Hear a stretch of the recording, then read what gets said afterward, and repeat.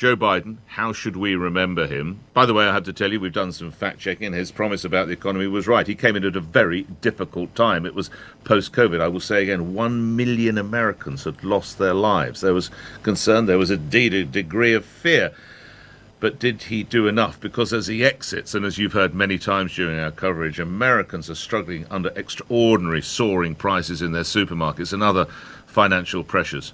Biden, how do we remember him? Let's turn first to Stephen Barber, who's a political economist and professor of global affairs at the University of East London. And joining me now, that's the question, sir. How would you respond? How do we remember President Biden? Good morning, Professor. Good morning. Interesting. Interesting just to listen to your observations there, and particularly the one where you were talking about Kamala Harris's speech, because Harris, all but ceded the economy as an issue to Trump in this election, partly, to sort of distance herself and disassociate herself slightly from the Biden administration. But actually, Biden has quite a strong claim to being a very successful president in handling the economy. I think if we had seen the sort of growth levels in the UK that the US has experienced, we'd be really very, very happy. If you look at where GDP is today compared to just before the pandemic, the UK has grown 2.9%. The US has grown 10.7%. It's huge growth in that sense. And the US is forecast to grow still now twice that where the UK is. So it has been a really challenging global economy coming out of that pandemic. But Biden has a very strong claim to have really handled it pretty well. Unemployment has come down. 13 million jobs, I think they're claiming that have been created since the pandemic. The stock market's been very strong. On all these measures, Biden's done pretty well.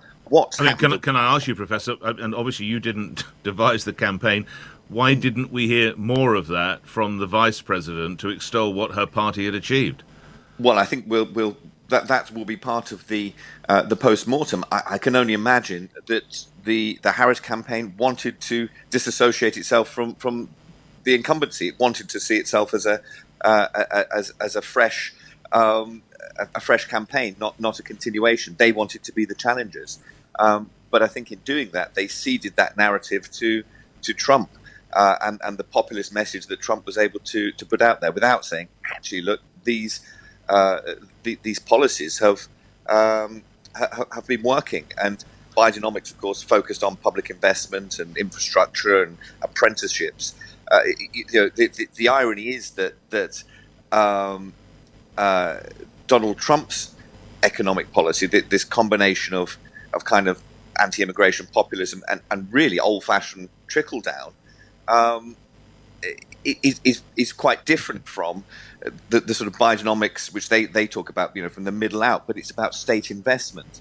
All right. Well, briefly and lastly then, Professor, did Biden need to be stood down? Did he need to be replaced? I think it became fairly clear 100 and whatever days it was ago that Biden was not in a position to be the candidate for this election. He wasn't the candidate that would have been able to carry a very grueling campaign through state after state after state. And I think that became very clear. Grateful for your time. Thank you, Stephen Barber. You're Stephen Barber. You're a political economist and professor of global affairs at the University of East London. 13 after 7. Listening is Christopher Walton. Now, Christopher is a Democrat strategist and delegate for Wisconsin to the Democratic Convention.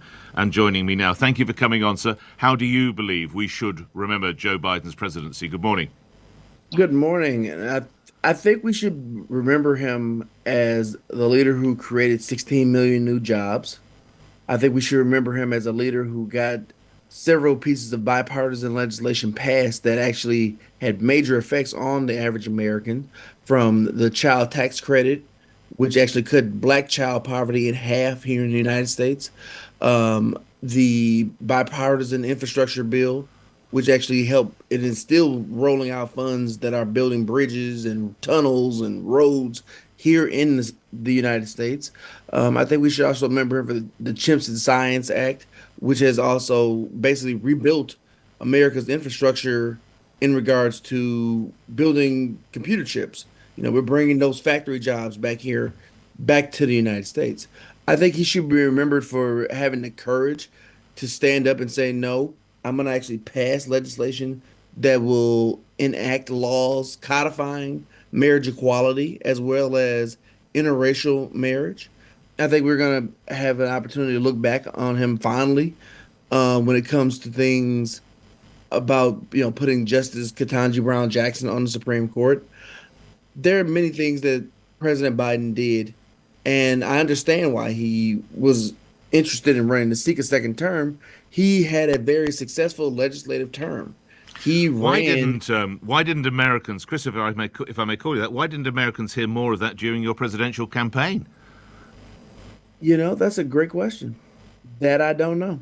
That we tried to tell, we talked to people about that. We told people about these things, but people have a way about themselves where they hear what they want to hear.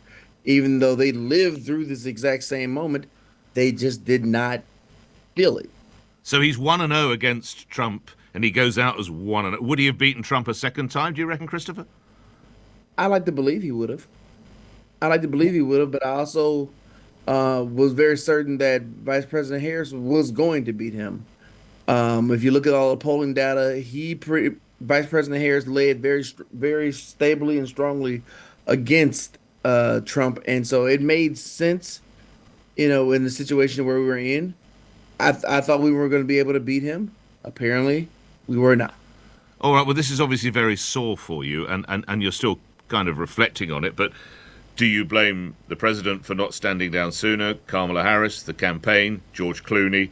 Where do you think the finger of blame lies, Christopher? Well, I don't think it was helpful that we decided to all collectively grab a dagger and stab President Biden during the summer.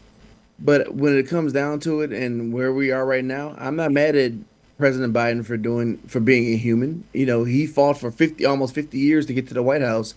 He finally got there, had a successful term. I don't blame him for being human and saying, I want to go again. I know what I'm doing. I don't blame Vice President Harris for running an amazing campaign that was pretty much flawless over 107 days. If I'm mad at anybody, I'm mad at the people who actually decided to vote for a rapist, racist, But misogynist to be president of the United States. but that's called democracy, isn't it? It is. But we also know wrong choices can be made. Okay, Christopher, I've enjoyed our conversation. Thanks for taking the call so early in the morning. You have yourself a good day. Christopher Walton, Democrat strategist and delegate for Wisconsin to the Democratic Convention. All right, coming over to you. President Joe Biden, how should we remember him?